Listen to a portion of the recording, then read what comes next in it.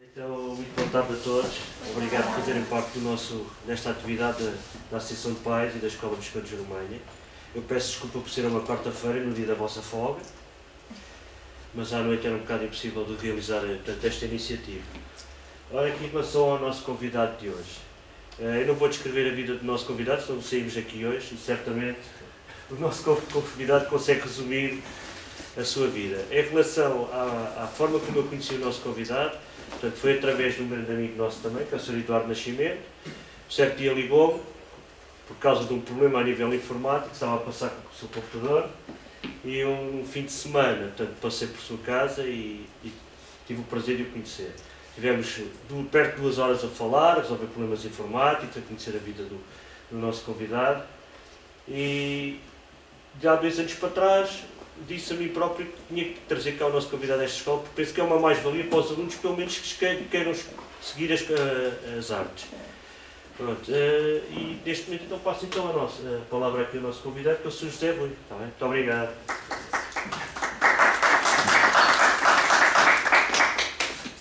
Ora, escusado será dizer que estes encontros de trabalho, neste caso da informática com a parte artística, porque a informática também é arte, tem estas vantagens que transforma as pessoas em amigos, não é? E eu tenho o gosto de, o Sr. Cerqueira, fazer favor de ser meu amigo. Depois destes galhardetes, sabem a minha vida. A minha vida é isto, é o trabalho que eu tenho desenvolvido. Estão a ver histórias em quadrinhos, possivelmente falaram-vos em banda desenhada. A banda desenhada não é bem isto que nós fazemos hoje, e eu já vou explicar mais adiante.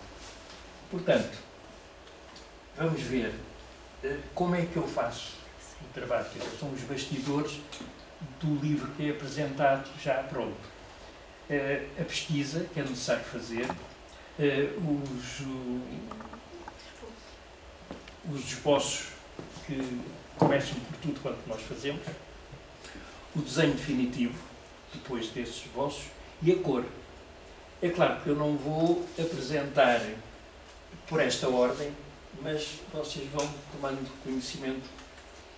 Em primeiro lugar, vou apresentar-vos um herói, entre aspas. Nós, na banda desenhada, nas histórias em quadrinhos, chamamos heróis às personagens, aquelas personagens principais, que depois têm várias aventuras, vivem essas diversas aventuras, e é um herói que eu chamei Porto Bom Vento. E já vou ver porquê. Este é um português, naturalmente, que vive no século XV, na passagem para o XVI, como nós passamos do XX para o XXI, e, portanto, numa época em que se descobriu o mundo, e ele anda por várias paragens, pela China, pelo Japão, nas estepas do Lavrador, portanto, na zona do Canadá, no Brasil, em África. E tenho várias histórias com ele. São 8 volumes. Destes volumes de histórias em quadrinhos, vocês conhecem. Este é o primeiro, Bom Vento no Castelo da Mina. E porquê Bom Vento? Com um M a meio da palavra, sem ser antes de B ou de P. É um erro. Bom Vento, porque ele, sendo piloto de navios, e nessa altura a força motriz era o vento, fazia mover os navios, como ainda hoje há barcos assim, mas a maioria já tem outra força. Ele estava sempre a dizer para os amigos: bom vento leve, bom vento traga, vai com bom vento. E os amigos puseram-lhe a alcunha do Bom Vento, porque, como estava sempre a dizer aquilo. Ora, com o tempo, essa alcunha transformou-se em nome próprio. Então, Bom Vento, uniram numa palavra só e ficou o nome próprio. O editor, quando iniciou a publicação, lembrou-se: vamos pôr isto em título, porque as pessoas veem que é um erro e chamam a atenção. Portanto, o que é isto? E é uma das bandeiras do marketing para chamar a atenção. apresentar o Bom Vento. Ele começa com uma história nessa época, e uma história, como veem, as histórias são em quadrinhos e não em quadradinhos, porque não são quadrados, há retângulos, por vezes há círculos. Mas aqui eu desenhei a história em banda desenhada. O que é a banda desenhada? São tiras que começaram a aparecer no século XIX, nos jornais diários, embaixo das páginas, que tinham texto, tinham fotografias, não é? E embaixo tinha uma tira que era desenhada. Então começou a chamar-se a banda desenhada. E esta está feita dessa maneira. Assim. As outras já transformei construção. Nestas histórias eu costumo sempre meter umas histórias dentro da história que se está a contar. E eu vou explicar. Vamos ver esta vinheta. Cada um dos quadrinhos chama-se vinheta. E o conjunto das vinhetas no original são pranchas. E depois transformam-se em páginas quando são impressas no livro. Então vamos ver em pormenor essa vinheta. É o ambiente numa tasquinha, numa taberna, no século XV, no Porto, junto à Foz, e o taberneiro está a levar comida e vinho, bebidas aos pescadores e aos marinheiros que entretanto vão entrando. O ambiente da tasquinha são os barris, é a lareira, com a réstia das cebolas, o presunto, o louro, o passarinho dentro da gaiola, portanto são os elementos. Mas estes elementos não são só decorativos. Eu, pelo menos, não os vejo assim. Reparem, aqui, este pormenor, em cima do barril, está um queijo com uma faquinha espetada. Umas vinhetas mais adiante, o Bom Vento, o herói da história, já entrou, está a conversar com os companheiros, o taberneiro continua a distribuir comida, e o que é que se passa com o queijinho? Falta-lhe um bocado, e a faca já não está espetada. Ora bem, estas coisas vivem juntamente com as personagens. Portanto, se a história aqui se desenrola um bocado mais, às tantas já não há queijo, o taberneiro tem que ir ao presunto cortar uma fatia e as coisas interligam-se com a história que estamos a contar. Isto, eu estou a chamar a atenção, não está nas legendas. Isto é observado pelo leitor, que vai ver porque é que isto está assim. E questiona-se.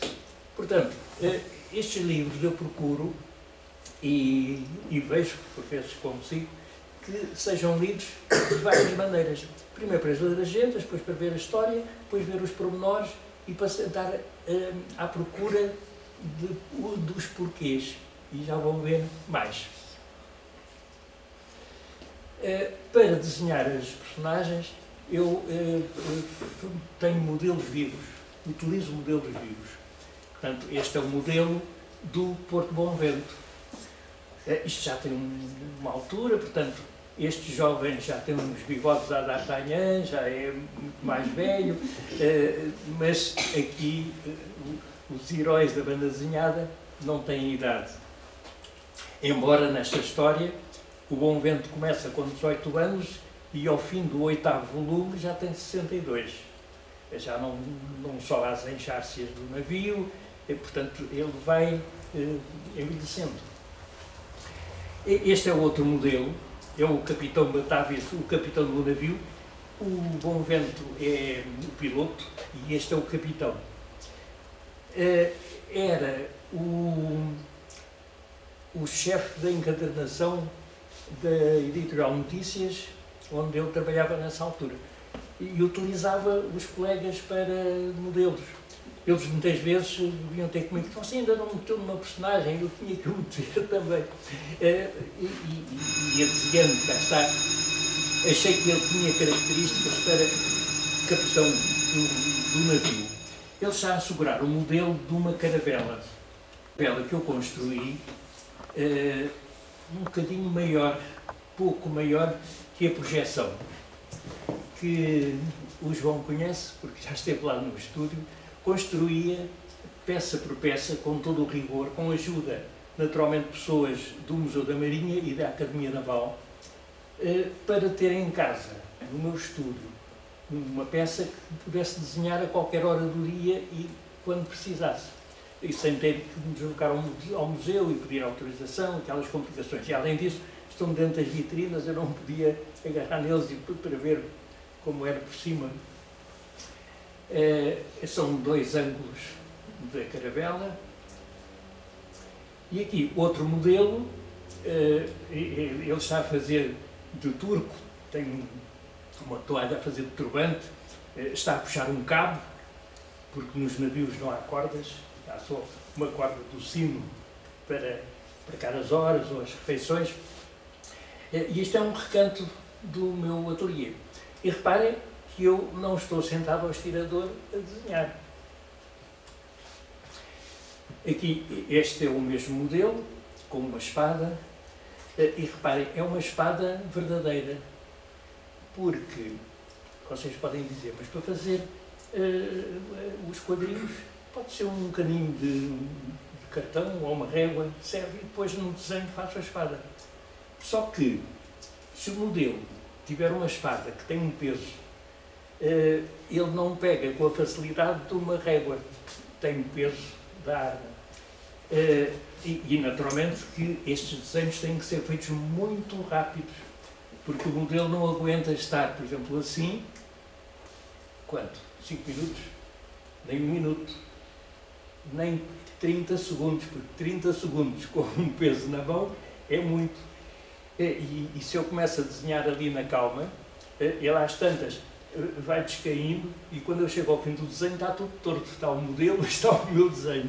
Portanto, estes desenhos têm que ser muito rápidos, são croquis em segundos, poucos segundos. E depois, então, trabalhá-los com mais pormenor, noutras condições. Ele depois pode ter o braço assente, só para fazer aquela parte, assente numa mesa, é diferente, não é? Agora, o movimento, esse tem que ser feito muito rapidamente. E eu continuo de pé, como viram. Essa coleção do Bom Vento, que tem 8 volumes, depois foi toda reeditada, mais tarde, de uns volumes mais pequenos, num formato americano, em cada um deles tem os 4 volumes correspondentes. Portanto, são tomos com 4 volumes, o segundo tomo tem os outros 4. A pesquisa. É necessário começar a pesquisa não só das histórias que nós estamos a fazer, passado no século XV ou XIV, temos que ver documentação de trajes, de costumes, não só isso, mas a pesquisa da construção do desenho que nós vamos fazer. Então é necessário fazer tudo. Eu aqui estou a desenhar galinhas, é preciso desenhar uma lagartixa, é preciso desenhar cavalos ou animais que nós podemos ter no jardim zoológico, tudo, porque tudo isso pode ser utilizado na história que vamos fazer. E naturalmente que nós não temos uma lagartixa, quando quisermos desenhar assim à disposição, dizer, vou fazer uma lagartixa, a gente chama de lagartixa. Não, tem que ser a oportunidade de andar a fazer desenhos e aparece, e a gente desenha. E mais tarde isso vai ser útil. Desenhos do jardim zoológico, apontamentos muito rápidos, porque o animal mexe-se, portanto são apontamentos absolutamente necessários. Cavalos, depois já não deu tempo para fazer a outra pata, faz-se noutro papel e noutro e noutro. Eu tenho doado ao Centro Nacional de Banda Desenhada e Imagem da Amadora, que promove o festival há 25 anos, e doei 5.000 exemplares destes, de pranchas e de desenhos. E o contrato que fiz com eles, de doação, é que tudo quanto eu vou fazendo, vou entregando. Portanto, à medida que eu vou fazendo, vão entrando nesse bunker, é um bunker que eles têm. Personagens para as várias personagens da história, esta é para os Lusíadas. Esta senhora era secretária da direção da Editorial Notícias, onde eu estava na altura. Portanto, uma das que entrava também. Materiais. Os materiais que eu uso. Uma lapiseira com minas. Esta é daquelas lapiseiras de mina muito fininha, que não é preciso estar a afiar e que serve para certas coisas. Uma mina lápis é uma grafite sem madeira. Portanto, o lápis é todo ele grafite, tanto este como este. Este é um lápis chamado de carpinteiro, não sei se conhecem, que em vez do bico ser redondo, é chanfrado, é assim uma patilhazinha, que dá para desenhar umas coisas muito interessantes. Para cobrir a tinta, penas. Antigamente usavam-se as penas de pato, mas uma pena de galinha dá perfeitamente. Caninhas de bambu afiadas. Rotring, essas já são capazes de conhecer melhor, tem um bico regular, certo para fazer as legendas. Pincel de tinta permanente, tem um depósito e tem um pincel com pelo de nylon e que dá para fazer apontamentos diretos sem ter que estar com o tinteiro na mão a molhar e a desenhar, como eu fazia em 1944, não havia ainda estas novidades. E aparos de metal, aparos de aço, para fazer os pormenores. A planificação da história. Nós começamos a escrever, naturalmente, e fazemos várias páginas. Eu passei a utilizar este sistema. Uma tira de papel, faço um traço, divido essa reta, esse segmento de reta, no número das páginas que o livro vai ter, portanto é ali assim um número, e em cima, na direção, isto é uma metade ampliada, na direção escrevo o resumo do que se vai passar naquela página. Naturalmente que isto não é feito à primeira, porque posso ir adiantado ou atrasado e depois faço um novo para que acerte. Porquê é que eu faço isto? Cá está. Porque desta maneira eu tenho a história toda de repente à minha frente. E olho e tenho o meio da história, tenho o princípio, tenho quase ao fim. E se tenho isto em folhinhas separadas, é uma confusão, porque eu estou a folhear à procura deste e depois volto atrás. Se espalho na mesa, sim senhor, tenho-as ali todas, mas depois preciso da mesa, tenho que as reunir, depois misturam-se. Desta maneira, eu tenho o acompanhamento da história e do ritmo da história, que não pode ter muita ação até uma certa altura e depois já não tem ação nenhuma, e é preciso prender o leitor até ao fim do livro. Depois a história começa pelos tais esboços. É um rascunho que, depois de estar delineado a disposição das cenas no livro todo, em cada página eu vou fazer em esboço o que é que se vai ali passar, deixando um espaço para as legendas e fazendo apenas um rascunho que depois se vai transformar no desenho definitivo. Isto é um dos autos de Gil Vicente, é o auto do Purgatório, e portanto estou sujeito a um texto que não posso reduzir, não posso adaptar, o texto tem que ser integral e tem que ocupar um espaço real. Portanto, se me convier, não posso cortar uma linha ao texto porque não me cabe. É o contrário, o desenho é que tem que se submeter ao texto. Agora vamos ver a prancha é o tal original, feita em formato maior do que o livro, uma parte a lápis ainda, outra já coberta a tinta, portanto, a partir de um esboço muito ligeiro do lápis, depois utilizo os modelos vivos para cada uma das posições. E depois disso começo a cobrir de tinta. Eu gosto de começar pelas partes mais fortes, portanto, utilizando um pincel, uma caninha de bambu, como vos mostrei, de maneira a ter a parte forte. E depois acabo com os aparozinhos de metal. E aqui está a página completa. Como veem, aqui, por exemplo, a cor completou através da legenda. Portanto, aqui há dificuldade em ler, mas no livro lê-se bem. Portanto, para voltar atrás tenho que vir aqui, porque reparem que aqui o desenho termina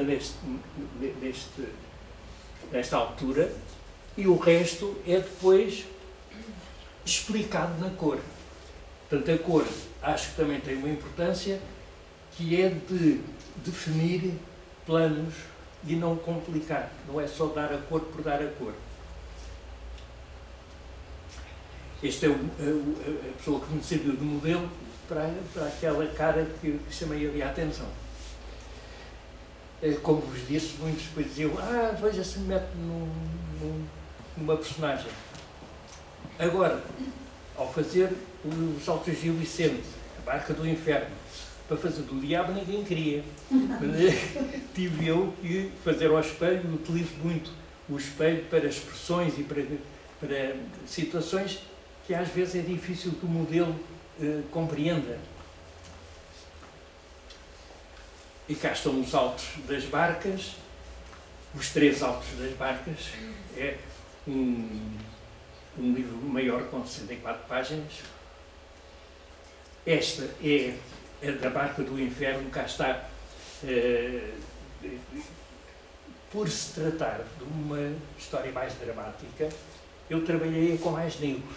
Como veem, há aqui uma carga, há uma atmosfera que se tem que criar de inferno, não é? Se é uma história mais delicada, como os Lusíadas, como iremos ver, terá de ser mais leve. Portanto, não procuro impor uma técnica rígida, porque eu trabalho assim e apresento assim.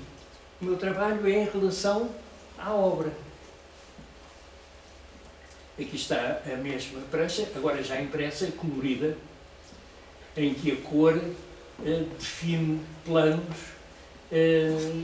e não sujeito a que a personagem tem um fato azul, aparece sempre com o fato azul. Por vezes isso pode ser alterado. Cá está.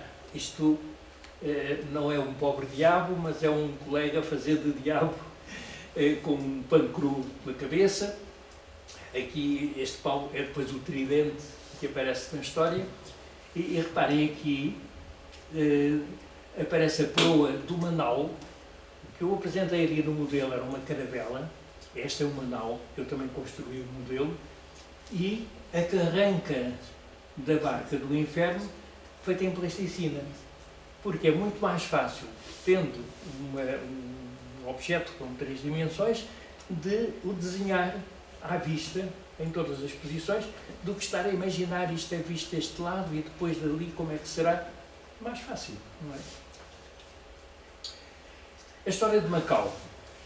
Eu procuro ir sempre aos locais para fazer as histórias. Na impossibilidade, às vezes prefiro não fazer. Se é uma história de fundo, eu terei que ir. Não fui de propósito a Macau para fazer a história. Pelo contrário, por ter ido a Macau, eu depois habilitei-me a fazer a história, porque para qualquer sítio onde vá, adquiro sempre muita documentação. E depois já tinha o material para fazer essa história. Eu vou contar rapidamente, para também não vos tomar muito mais tempo, mas é uma história interessante, porque nos locais nós encontramos explicações e histórias que não vêm nos livros muitas vezes e não são conhecidas. E eu lá contaram-me uma das versões de como é que apareceu o nome de Macau, daquele sítio do Oriente. E eu depois arranjei um romance para contar a história. São dois jovens, um português e uma chinesa, que andam na escola, encontram-se junto à gruta onde se diz que Camões escreveu uma parte dos Lusíadas. E começam a conversar sobre a história daquela terra, não é? Montam num, vocês se é um triciclo com um homem, e vocês se calhar conhecem mais como o rickshaw, não é? O nome mais conhecido. Em princípio era um homem que puxava as varas e ultimamente é um triciclo, ele vai ali montado. Em Macau, este carrinho chama-se Girinchá. Girinchá. É o nome próprio que eles criaram. Então eles montam no Girinchá uma espécie de um táxi e vão dar uma volta pela cidade. E nesse entretanto vão trocando impressões do que cada um conhece da história. E o leitor vai saber da história através deste diálogo. E então começam a contar, muitos anos antes dos portugueses chegarem a Macau, uma menina de nome Liang Ma, um nome chinês, Liang Ma, num porto a norte de Macau. Estão a ver Macau, é uma península na foz do Rio das Perlas, portanto, na zona de Cantão. E aí fala-se o dialeto cantonês, enquanto que no norte fala-se o mandarim. Portanto, num porto, que era o porto de Fukien, um pouco acima de Macau, uma menina pediu aos juncos que iam partir para a pesca que a levassem. Pesca no estuário do Rio das Perlas, que é ainda hoje muito rico em peixe. Mas a menina não tinha nada para pagar a viagem. E os juncos iam embora e não a levavam. Não tem com que pagar, não viaja. Até que um deles, o último, e também o mais pobre, disse que mal é que faz nós levarmos a menina, não custa nada. Olha, anda daí, salta lá. O junco já ia a zarpar, já ia em andamento, a menina salta e perde a sandália do pé esquerdo. Pelo caminho, porque era a altura das monções, levantam-se umas grandes tempestades, os juncos começam a ir ao fundo. Aquele onde viajava a menina estava já em dificuldades também. Ela toma conta do leme e consegue salvar o junco. Isto para grande admiração dos marinheiros, homens experientes, e estavam a ver que não conseguiam controlar a situação. Mas, à maneira chinesa, eles não vão perguntar diretamente o que é que se passa. Ficam à espera, ficam a observar. Chegados ao estuário do Rio das Perlas, passada a tempestade, encontram uma ilha deserta. Essa ilha era Macau, que mais tarde se chamou Macau, não é? As pessoas chamar para identificarem. Porque o rio, depois, com sedimentos, criou um istmo de ligação ao continente. Então, hoje é uma península. E ela pediu para a deixarem naquela ilha. Os chineses fizeram-lhe a vontade, os pescadores. E ela foi embora. Mas eles também apreensivos. O que é que esta menina, sozinha, vai fazer ali para aquela ilha deserta, rochosa? Nós agora seguimos a nossa faina, já não voltamos lá. E depois, o que é que vai ser dela?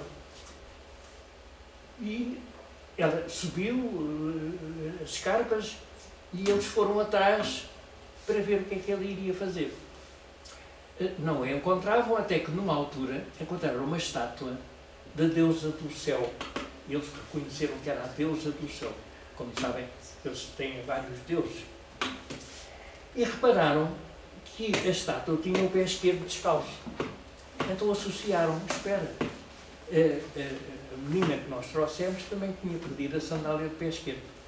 Então, não há dúvida que era uma encarnação da deusa, e por isso os salvou da tempestade. Ou castigou os outros metendo os juncos no fundo por não a terem levado. Isso não está explicado na lenda. Então criaram um pequeno templo e começaram a adorar a menina que era Liang Ma. Portanto, eles se abreviaram e chamaram-lhe Amma. Bahia, em chinês, é Ngao, em cantonês. Ngao. Amma Ngao. O que é? A Baía de Amma. A Baía da deusa Amma. O templo foi-se desenvolvendo e hoje tem este aspecto.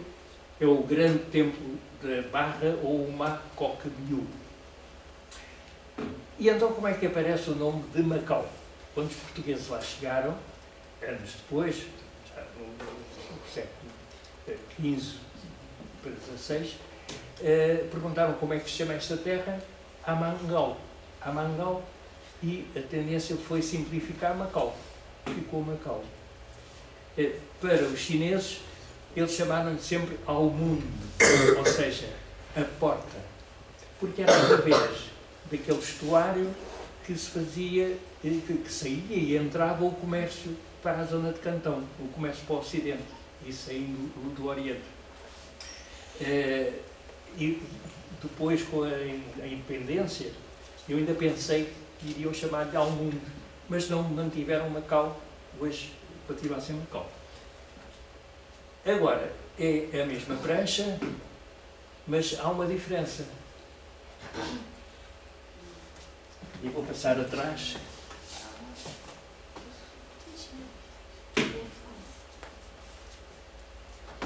Qual é a diferença? Pois, esta é a versão em chinês do livro que tem uma edição em cantonense, além da edição em português. E esta é a capa com os caracteres. Outro livro é Aristides Sousa Mendes, possivelmente já ouviram falar um cônsul português que estava colocado em Bordeaux, na França, na altura da guerra.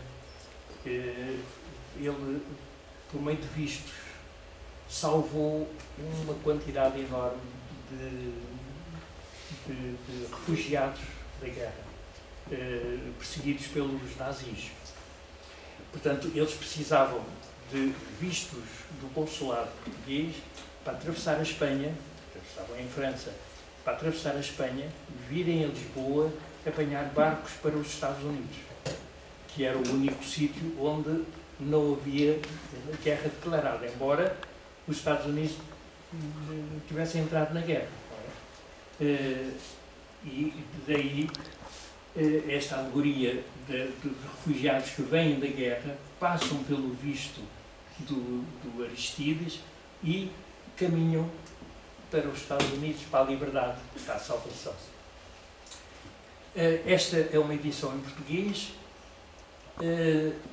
A história é construída com as legendas em separado. Portanto, eu faço os desenhos e a legenda é feita à parte. Eu vou mostrar, isto é, o esboço, aquele borrão que eu faço de todas as histórias, deixando o sítio para as legendas. Isto são as legendas, como vem, de maneira informal, com rasuras. É uma coisa que ninguém vê. Portanto, isto é uma arqueologia do livro que aparece impresso, não é? Estas legendas depois são passadas para cima do desenho. Eu fiz um grisé, ou seja, estas linhas paralelas num acetato transparente que coloco em cima do desenho e depois num vegetal por cima, portanto é tudo transparente, desenho as legendas, letra a letra, muito certinha, e as retas ajudam a ficar todas do mesmo tamanho e regulares, claro. Esta parte ainda não está feita e depois ela é independente do desenho, lá está. Esse acetato depois sai e fica a legenda aqui já em cima do desenho. Isto permite mudar de língua e pormos as legendas em cima do desenho sempre que quisermos. Deste livro há uma edição em hebraico. Este é o português e este é o hebraico, editado pelo Museu Yad Vashem de Jerusalém, portanto, é o museu e editora. Agora, os judeus, os hebraicos e os árabes leem ao contrário de nós. Nós lemos da esquerda para a direita e eles leem da direita para a esquerda, com um grafismo diferente. Ora bem, numa história em quadrinhos, a leitura dos desenhos é também feita ao contrário. Então, eu tive que refazer a montagem das vinhetas todas para a edição em hebraico, que foi impressa em Israel. Como veem aqui o português, esta é a primeira vinheta, a segunda, aqui é o contrário, e começa assim, depois assim, depois assim, é tudo ao contrário. Tenho uma edição em francês que se destina ao Canadá, mas que, por estar em francês, se aproveitou o ano passado para ser lançada em França, no Consulado Geral de Paris. Estive lá a fazer a apresentação e o arranjo gráfico foi feito por eles, aproveitaram o mesmo desenho, mas fizeram este arranjo. E esta é uma prancha com a língua em francês, que eu fiz as legendas tanto do francês como depois de uma edição em inglês, porque é diferente. Se eu deixasse que eles fizessem as traduções e metessem no computador, às tantas, a diferença de quantidade de palavras, eles eram capazes de me cortar um bocado da cabeça ou assim, e eu não tinha controle sobre isso. Então propus-me, ofereci essa parte de fazer eu as legendas. Mandavam as traduções, eu ia fazendo as legendas, mandava para lá, eles depois faziam aquelas emendas das gralhas e das coisas que acontecem, eu depois emendava e mandava, mas tinha o controle da sobreposição. Portanto, eu depois mandei computarizado, portanto, a história em digital para eles lá depois imprimirem. Esta é em inglês, é a versão em inglês, também destinada aos Estados Unidos, e é o texto em inglês também, tal como nos outros. Os Lusíadas, eu passei os Lusíadas para quadrinhos, mantendo o texto original do Camões, portanto, sem fazer uma adaptação. Esta é uma tradução para mirandês, que é atualmente a nossa segunda língua oficial. É uma tradução belíssima, feita pelo Dr. Amadeu José Ferreira, que faleceu semana passada. Aqui, como veem, as vinhetas eu transformei-as em movimento. Portanto, não há os retângulos nem os quadrados. E como o texto era bastante, o texto, como sabem, é inverso. Tem oitavas.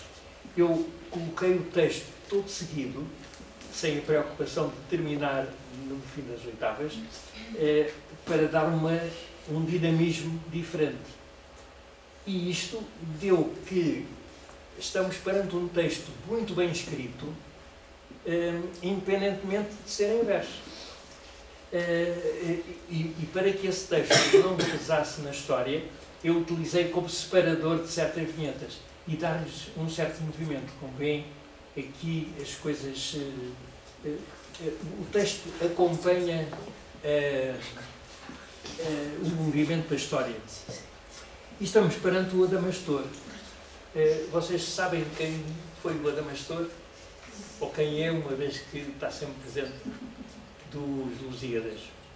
É um gigante inventado pelo Camões que dialoga com o Vasco da Gama, que vai embaixo das naus a caminho da Índia, e ele está colocado no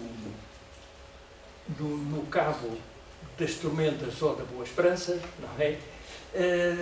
Para evitar que os barcos passassem do Oceano Atlântico para o Oceano Índico.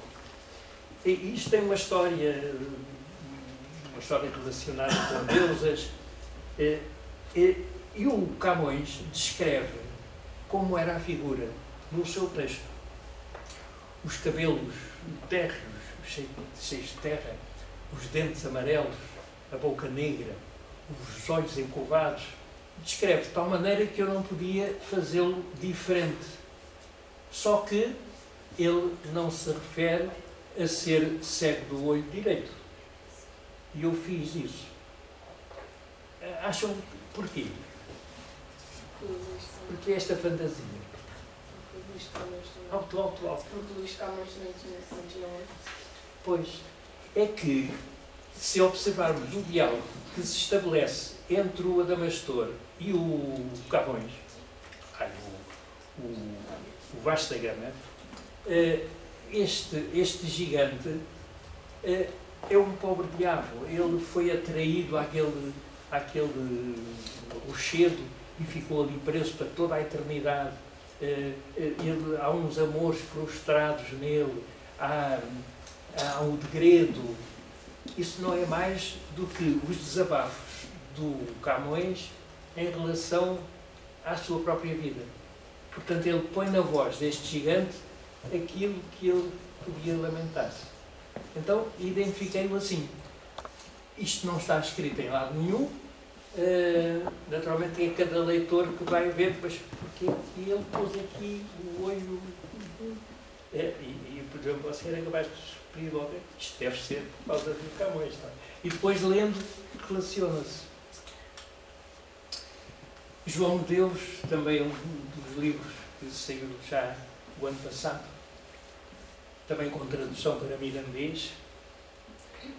Carolina Beatriz Anjo, a primeira mulher em Portugal a votar, a conseguir o seu direito de voto em 1911, e como médica, a primeira a fazer uma operação em Portugal em 1907. É uma vida fascinante desta mulher, que eu tenho pronta, está na gráfica, mas como sabem, isto com editores não é assim tão fácil, as coisas têm o seu tempo. Ela tem um nome no hospital, no novo Hospital de Loures, portanto o editor está à procura que as autarquias ali à volta adquiram livros para pôr nas bibliotecas, e por isso está pendente da tiragem. Está prometido sair este ano, vamos a ver. A Peregrinação de Fernão Mendes Pinto. Esta quarta edição era para ter saído em fins do ano passado e vai sair no princípio do mês que vem. Está na gráfica também, está pendente. Da minha parte está pronto. Há muitas coisas que eu acabo, não tenho a certeza se podem ser editadas, mas tenho-as prontas. De repente há uma oportunidade e está feito. Se nós estamos à espera de nos garantirem, se fizer essa história a gente publica, então vou começar a fazer a história. Eu levo 6 meses a fazer a história e quando acabe se calhar já se passou a oportunidade, porque hoje em dia as coisas correm muito, agora já não há verba. E então é preferível ter as coisas prontas e quando chega a altura entregar. E para terminar esta parte, vou mostrar-vos as máquinas. Isto são as grandes rotativas que imprimem os livros. Principalmente estes livros em 4 cores, que são das histórias em quadrinhos ou da banda desenhada. Temos aqui um corpo, outro. Quer dizer, aqui este corpo imprime o azul, o outro a seguir imprime o amarelo, o outro imprime o magenta, que é uma espécie de encarnado, por alcunha, e o último o preto. E o papel passa por aqui e já todo impresso. Esta máquina tem o dobro dos corpos. Portanto, as cores imprimem independentemente, mas depois juntam-se no papel. Já vos vou mostrar como é que isso se faz. Aqui tem o dobro, porque o papel entra de uma maneira e a partir do meio dá a volta, portanto, ele começa a imprimir numa face e depois começa a imprimir na outra. Sai no outro lado, impresso dos dois lados. E são máquinas muito rápidas. Através de chapas de zinco ou de alumínio, zinco offset, claro, onde tem o desenho gravado e que depois, metida nos cilindros, é programado, tem os seus tinteiros com a tinta, como vem aqui há um corpo, outro, e este é um desses corpos. E agora, muito rapidamente, se quiserem, dar uma vista de olhos ao meu ateliê. O João vai recordar, porque já lá esteve mais que uma vez. Atenção, não é um bric-a-brac. É aqui onde eu trabalho, onde eu consigo trabalhar. Lá está a caravela. Isto aqui é o estirador. Depois verão melhor. E como vê, as espadas, armas antigas, tudo isto, capacetes, este é um capacete chinês, tudo isto serve para os modelos. Tenho do outro lado lanças africanas e machadinhas. Aqui está no estirador, como veem, há aqui uma parte que depois vou mostrar melhor, que é uma prateleira que tem um eixo, onde eu coloco a documentação que preciso, e depois aquilo gira e não está em cima do trabalho, que é para eu poder estar a trabalhar, e depois, quando preciso, trago aquela prateleira para a frente. E isto são as coisas, as tais coisas necessárias. No ateliê, isto tem umas portas de correr, portanto são livros de baixo a cima. Isto é um quarto, portanto tem aqui mais 3 placas destas por aqui fora. Esta porta deita para um corredor onde tem uma estante até ao teto. Hoje esta estante já está coberta de madeira, porque a minha mulher achava que isto tem aqui, tem sempre muito pó, tem que estar sempre a limpar, então um móvel com portas de vidro é melhor. A fotografia é mais antiga, porque esta parte aqui também já está ocupada. E eu aqui vou mostrar o ateliê. Cá está a prateleira amovível, que depois gira ali para a frente. Tem aqui uma trinchazinha, e aí embaixo é um ateliê que eu improviso sempre que me tenho que deslocar. Por exemplo, a ASA, onde eu trabalhava, tinha as instalações do Norte, e portanto sempre que saía um livro eu gostava de ir acompanhar na gráfica, e portanto andava cá e lá, outras vezes para reuniões de trabalho, outras porque o Porto Bom Vento era passado também no Porto e precisava de ir lá fazer trabalhos. Portanto, eu tenho um calendário em que todos os dias tenho que trabalhar e tenho umas tantas horas. Se me desloco 1 ou 2 ou 3 dias, eu tenho que levar as coisas comigo e à noite, no quartinho do hotel, eu tenho que continuar a trabalhar. Levo um holofotezinho, uma coisinha de bola, que ponho ali. Isto é um espelho, portanto ponho ali para iluminar, porque no hotel está uma luzinha lá em cima no teto e outra na mesinha de cabeceira, e está preparado para a pessoa ir dormir só, não é?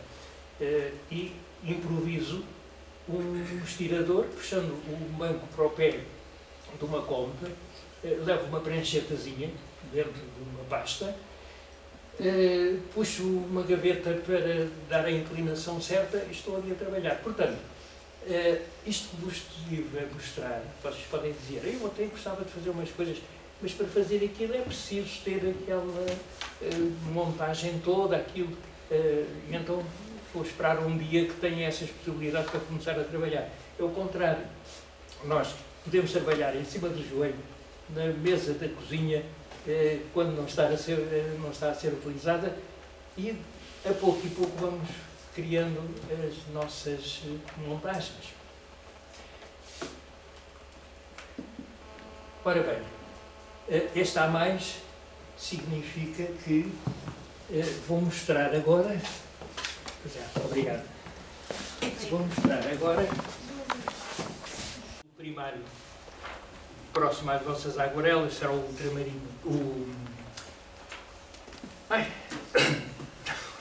Não é ultramarino. Já vos digo. O amarelo é também um amarelo puro, portanto não é um amarelo dourado. Este amarelo vai calhar em cima do azul. O que eu queria dizer é o azul turquesa, que é o mais próximo do oceano. E então aqui há uma sobreposição. O azul em cima do amarelo já aparece como verdes. E conforme as nuances, com mais força ou menos força, consoante a aguarela que nós queremos fazer. Depois o corpo a seguir é o magenta, o tal magenta, que é muito próximo do carmim ou do rosa. Este magenta vai se encontrar com o azul, e então aqui já temos violetas, portanto as sobreposições das duas cores, e com mais ou menos força, consoante as tais graduações. Depois, este magenta vai se encontrar com o amarelo, e do rosa ou do carmim já começa a aparecer o vermelhão, o vermelho, o zinóber. A seguir, imprimo o preto. O preto é a história. No fundo, podia ser impresso só assim, sem cor. Mas os editores acham que se põe o livro sem cor fica menosprezado, porque parece que não está completo. Neste preto, as legendas depois podem ser alteradas, fazem uma tiragem em português e depois para a máquina, tiram as legendas, metem outra chapa com as outras e vão continuando assim. Normalmente, quando são as tiragens feitas em conjunto, utilizamos esse sistema. E aqui é a sobreposição das 4 cores. O preto sobre as 3 cores que viram. E como viram, como estão a ver, só com essas 3 cores temos a gama completa, temos todos os tons. Estas folhas são impressas deste lado e deste, portanto, dos dois lados. Agora vamos acompanhar uma folha, porque estas são muitas, uma folha só, para ver como é que ela se transforma num caderno.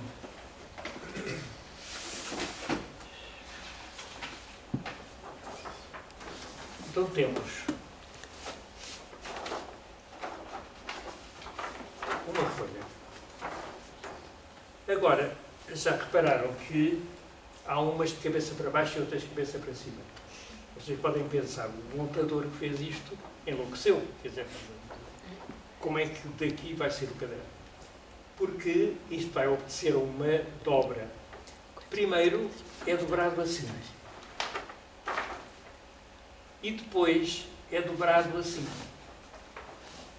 E convém, ao dobrar desta maneira, as cabeças ficam todas para cima. Ficam todas orientadas neste sentido. E depois temos um caderno. O livro é constituído de tantos cadernos quantas páginas estão programadas.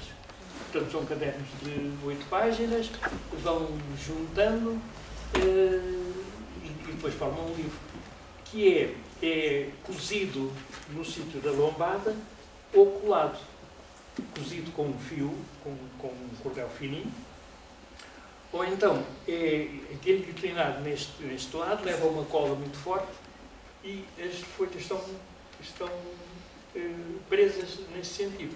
Depois são cortadas em cima, em baixo e ao lado e temos o livro feito. Agora, também para terem uma ideia, neste momento já não se trabalha assim com fotolitos, em película. Hoje o digital vai diretamente para a chapa, aquela chapa de zinco que viram, para imprimir. Mas antes, de cada um daqueles originais, eram feitas fotografias em película, portanto eram os fotolitos, e a fotolitografia, e este desenho era gravado na chapa de zinco, que depois vai imprimir. Agora vou mostrar-vos os originais.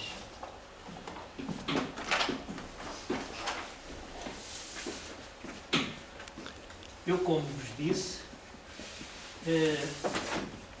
doei ao Centro Nacional da Desenhada todos os meus originais. Eles emprestam-me estes para eu mostrar. Cada página é desenhada deste tamanho, são as pranchas. Eu vou passar-vos para a mão para vocês verem e depois podem circular para não estar todos a ver a mesma. Estão aí histórias dos Lusíadas, do Porto Bom Vento, e esta é a história do Diário de Notícias. Quando fez 120 anos, depois eu fiz para eles um folheto com 16 páginas. Esta é a história do Diário de Notícias, Porto Bom Vento, história do Diário de Notícias, Gil Vicente,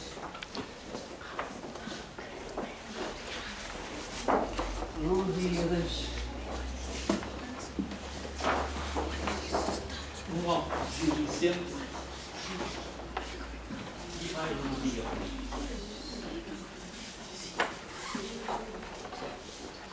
Só um bocadinho. Estas legendas são todas feitas a tinta da China à mão. Nós escrevemos da esquerda para a direita e, portanto, alinhamos neste sentido. Estas são desenhadas da direita para a esquerda, porque, de outra maneira, não conseguia alinhá-las assim. Então, treinei a desenhar ao contrário e hoje eu faço nesta direção tão rápido como faço na outra. E aqui, como tinha que terminar e não podia ir para a margem, nem podia passar uma linha para a página seguinte, eu começo por baixo, por aqui fora, porque quando eu faço a legenda, os desenhos ainda estão a lápis. E então, se for preciso, eu corto um bocadinho o desenho ou faço um bocadinho mais pequeno. O texto é que tem de ficar certinho.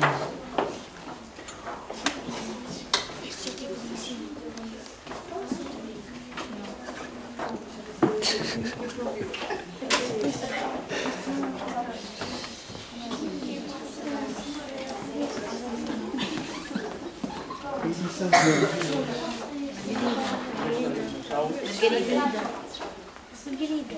A edição em hebraico e à volta em irlandês. Isto é para ti, Margarida. Isto é para ti. Isto é o café suor. Este é o muito importante café. Isto é um quadro elétrico. Isto é um quadro elétrico. Na ilha do Paiol, na Horta. No norte, do 4 e agora. Isso parece um campo de futebol. Internacionalmente. É, guarda. Meio campo. Cheio. Tem um funcionamento. Olha o Pedro, o quê?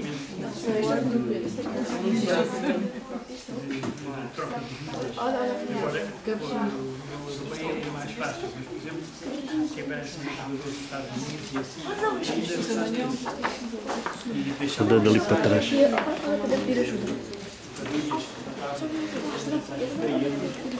quando o barco chegasse,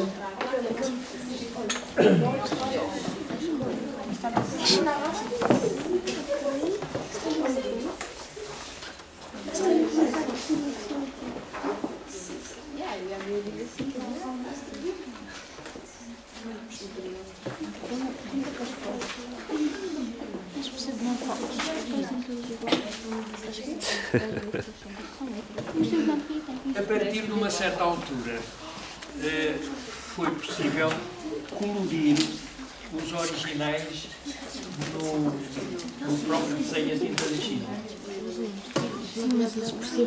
Estes já são coloridos e depois são fotografados. Esse está ao contrário.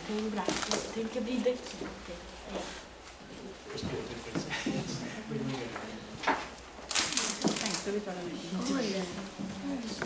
Isto é da história do Agostinho Sorramentos. Está assim encapsulado porque tem que seguir com as posições e está protegido.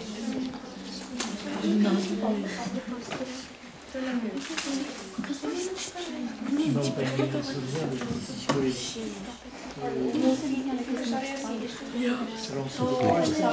Olha, eu vou já adiantar a história.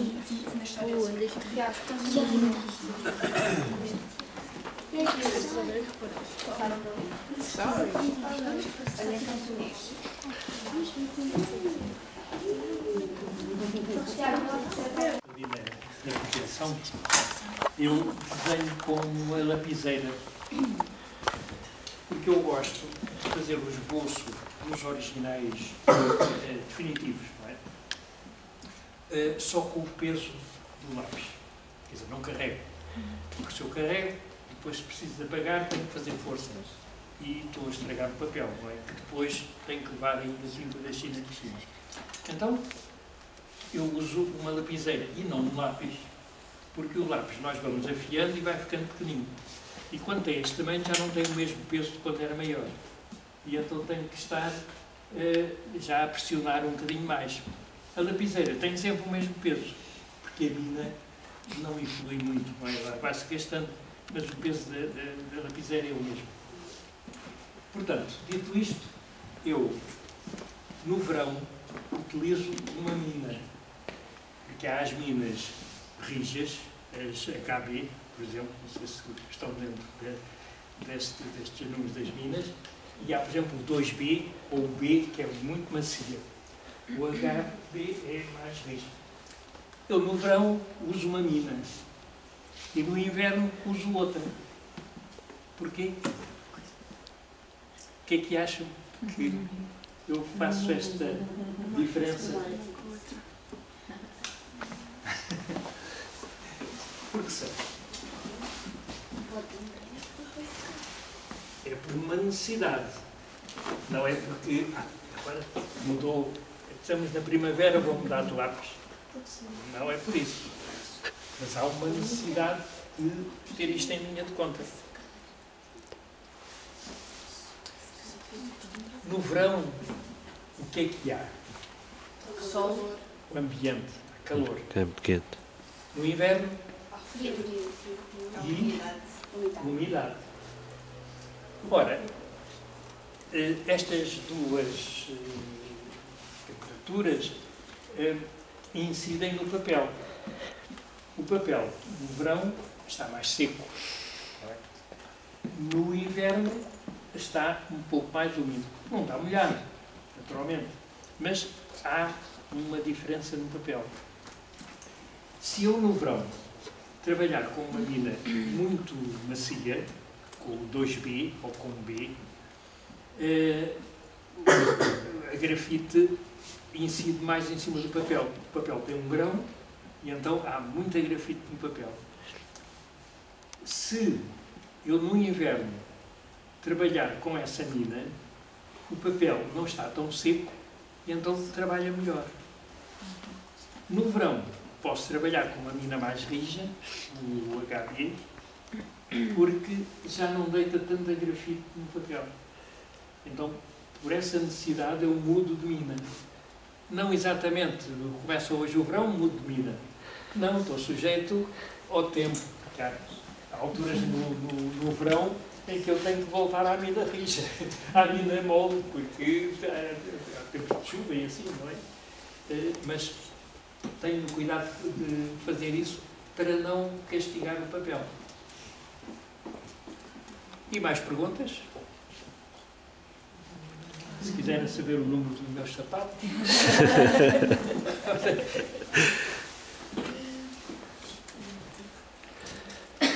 Não tenho dúvida.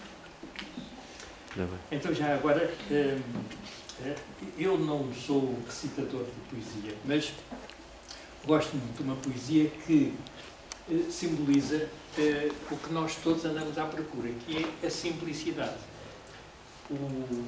Falando desta parte, um pintor procura, com menos pinceladas, conseguir realizar um quadro. O poeta, com menos palavras, construir uma mensagem. E então há um poema feito com 2 palavras. E começa assim. Deus nos pede do tempo estreita conta, mas como dar sem conta tanto tempo, se perde tanto tempo?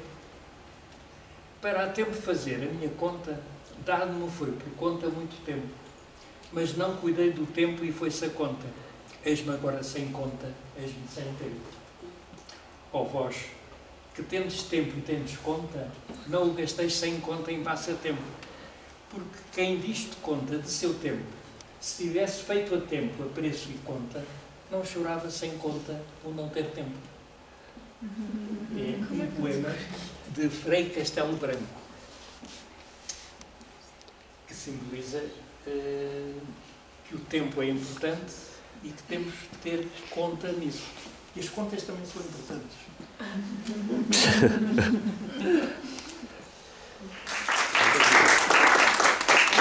Obrigado.